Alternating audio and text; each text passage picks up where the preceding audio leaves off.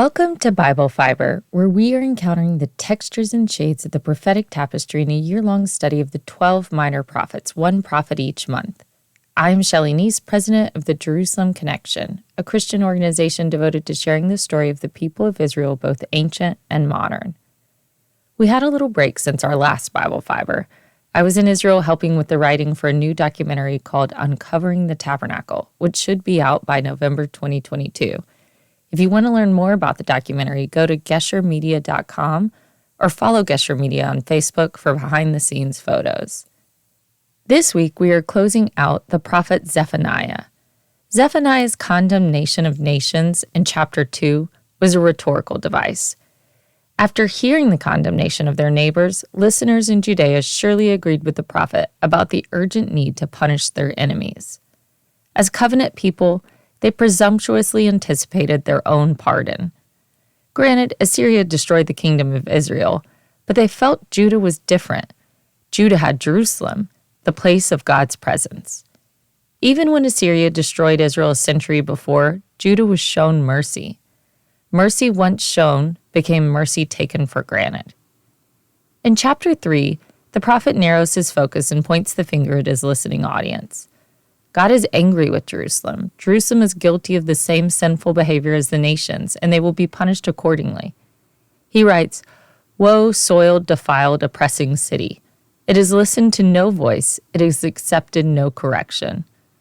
Jerusalem has become so self-exalting that the chosen city is no longer capable of hearing God's voice. God chose Israel to be a light to the world. God entrusted his laws to them on Mount Sinai so they could create a just, free, and fair society in covenant relationship with him. By Zephaniah's day, they were neglecting both the revelations of God and his fellowship. The world outside of Judah lacked a standard for moral and ethical behavior, and still, God held them accountable for their arrogance and violence. Judah, however, knew the ways of God.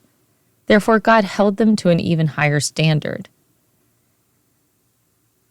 When Yahweh delivered his people out of Egypt, he commanded them, "Obey my voice, and I will be your God, and you shall be my people. Walk only in the way that I command you, so that it may be well with you." The job of the prophet was to put the people on alert when they were no longer walking in God's ways. Their rebellion and misdeeds were made that much worse considering that Yahweh's presence dwelled in their midst. Zephaniah writes, "The Lord within it is righteous." Zephaniah grimly announces the beginning of God's judgment by singling out 4 target groups: officials, judges, prophets, and priests. Zephaniah's oracle contrasts the failures of Judah's leaders with the faithfulness of Yahweh. In the first 2 stanzas of the poem, Zephaniah describes the actions of Israel and her leaders. In the 3rd and 4th stanzas, he portrays God's faithful partnership. Israel is guilty of not drawing near to him, while Yahweh abides in their presence. The officials are roaring lions who devour their own, while Yahweh never neglects his duties. Israel's judges are evening wolves that leave nothing until the morning. They do not care for the welfare of the people, only themselves. Yahweh never abandons his post as judge. Zephaniah writes, "Every morning he renders his judgment, each dawn without fail." The prophets lie and lack integrity, while God does no wrong. The takeaway is that God provides a model for them of selfless, ever-present, loving, wise leadership.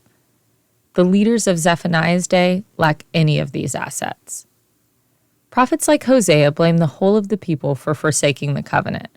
All of Judah and Israel were guilty. Hosea lamented, "There is no truth, no love, and no knowledge of God in the land." Zephaniah falls more in line with the prophet Amos. Zephaniah and Amos target the powerful and wealthy for judgment, maintaining the innocence of the powerless and poor. So what does the future hold for Israel? By judging a few select nations first, Yahweh hoped Judah would wake up, repent, and return.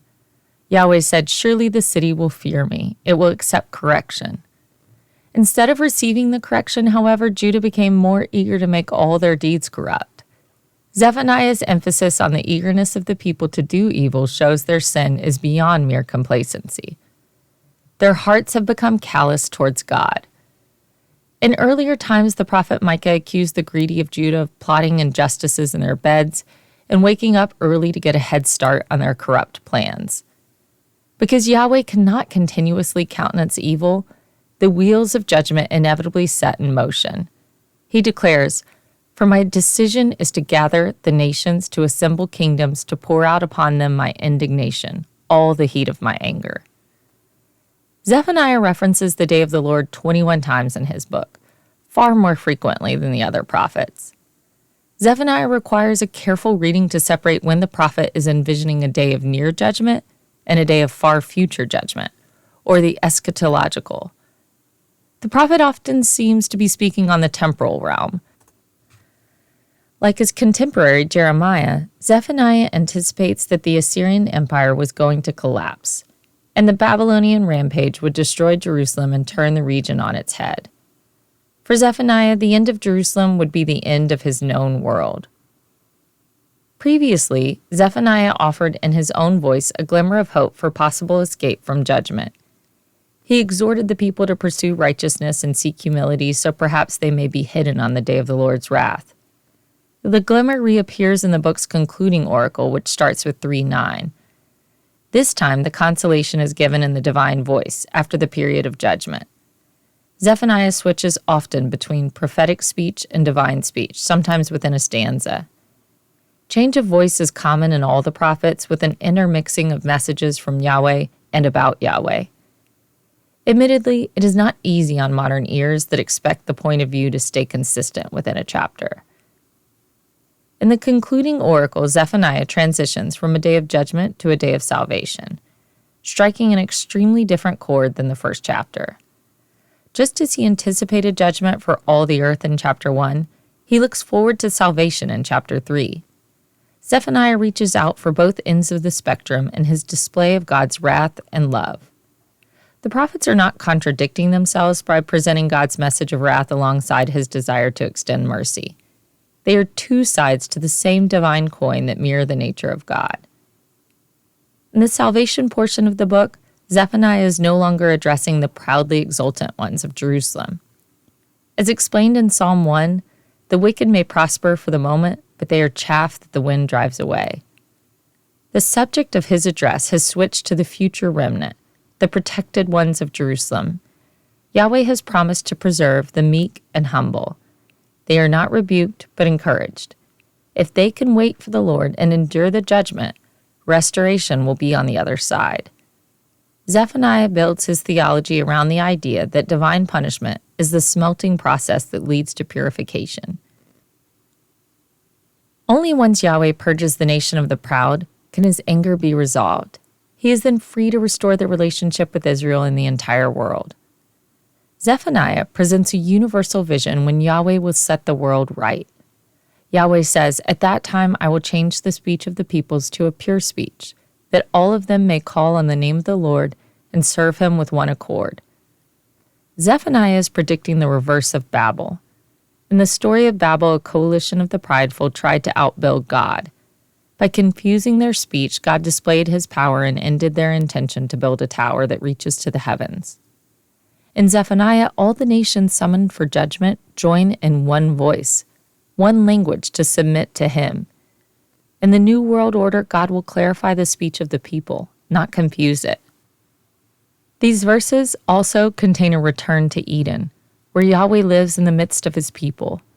Their submission and obedience recreate a world built on justice where all feel safe and at peace. Zephaniah writes, "On that day you shall not be put to shame because of all the deeds by which you have rebelled against me. For then I will remove from your midst you proudly exultant ones, and you shall no longer be haughty in my holy mountain. For I will live in the midst of you, a people humble and lowly." If you're keeping count, this is the 4th time Zephaniah shoots a side glance at a story from Genesis. He started by using flood language for the coming universal judgment in chapter 1. He described the destruction as if it was a reversal of the creation process. In his judgment of the nations in chapter 2, he connected the plight of the Ammonites and Moabites to the fate of Sodom and Gomorrah. And here in chapter 3, we have a reversal of the Tower of Babel. Cush comes back into the story, this time not as a place of judgment, but as the place from beyond the rivers where Yahweh's scattered ones will return and bring an offering. Here, the prophet is likely talking about the exiles of the northern kingdom dispersed all over the ancient Near East by Assyria a century before. Exile is the greatest source of shame for an ancient nation, proof that their national God has forsaken them. Yahweh says he will save the lame and gather the outcast. They will no longer be shamed, they will be admired, and their fortunes reversed. The return from exile will have had the added effect of exalting Yahweh and exposing the pagan gods. The last 7 verses of Zephaniah are a self-contained psalm. As Zephaniah looks to the future, he sees a remnant who rejoice in their reconciliation. When the prophet imagines the day of restoration, Yahweh speaks of Jerusalem as his personified city. Twice, Yahweh reiterates that he is the Lord their God dwelling in their midst. In the first chapter of Zephaniah, the people accused Yahweh of being absent, unable to do good or harm. Here, as the prophet closes, all praise Yahweh for his constant presence as a source of peace, renewing the people with his love. Zephaniah is the first of our minor prophets studied so far that is never quoted in the New Testament, not by Jesus, James, or Paul. Likewise, sermons rarely reference Zephaniah. The New Testament does, however, reflect the essence of Zephaniah, particularly the embrace of the meek and humble. Zephaniah praises the humble of the land for obeying God's requirements. He believes Yahweh lives amid the lowly and humble. His heart is for them. Like Zephaniah, Jesus exalts the lowly and poor in spirit in his Sermon on the Mount, promising the future will be theirs. This outlook stood in sharp contrast to the Roman culture of Jesus' day. Roman historian Tacitus explicitly stated, "The gods are on the side of the stronger." Zephaniah taught that over-reliance on wealth or power were obstacles to the kingdom mindset. In Jesus' interaction with the rich man in Mark 10, he tells the rich man to go sell what he owns and give the money to the poor. How hard it will be for those who have wealth to enter the kingdom of God, Jesus said. James echoes Zephaniah in his place of primacy for the poor in the kingdom. He wrote, "Let the believer who is lowly boast in being raised up." Zephaniah envisions a day when distant nations will bow down to him, all of them in their own lands. Zephaniah's universal mindset was ahead of his time. Heschel wrote, "It was not an emperor but a prophet who first conceived of the unity of all men." In chapter 1, Zephaniah recognizes that all humanity was guilty of rebellion against the Creator. As Paul wrote it, all have sinned and fallen short of the glory of God. The prophet also foretold Yahweh's rescue plan for the world. Just as a future punishment will be universal, so will be the restoration. Interestingly, Zephaniah does not place a messianic figure in these prophetic promises. Our messianic prophecies are found in Micah, Isaiah, Zechariah, and others. Zephaniah's contribution was his concern for the world, not just the nation of which he was a part. As a Gentile, I have to say I really appreciate Zephaniah. I am not Judah. I do not have Jewish lineage. I do not claim the land and covenant promises given to the Jews specifically for myself. What I do claim is the pure lips of Zephaniah, his reversal of the Tower of Babel. I joined shoulder to shoulder with the nations, not to build a tower to demonstrate our own power, but to yield to Yahweh, the creator of the universe. And I hope you are all standing right there with me. Thank you for listening, and please continue to participate in this Bible reading challenge. For all of the biblical references each week, please see the show transcript on our blog or by signing up for our emails at jerusalemconnection.us. I don't say all the references in the podcast, but they are all in the transcript. Send me a message, I'll respond. Bible Fiber is available on YouTube or wherever you listen to your podcast. Shabbat Shalom.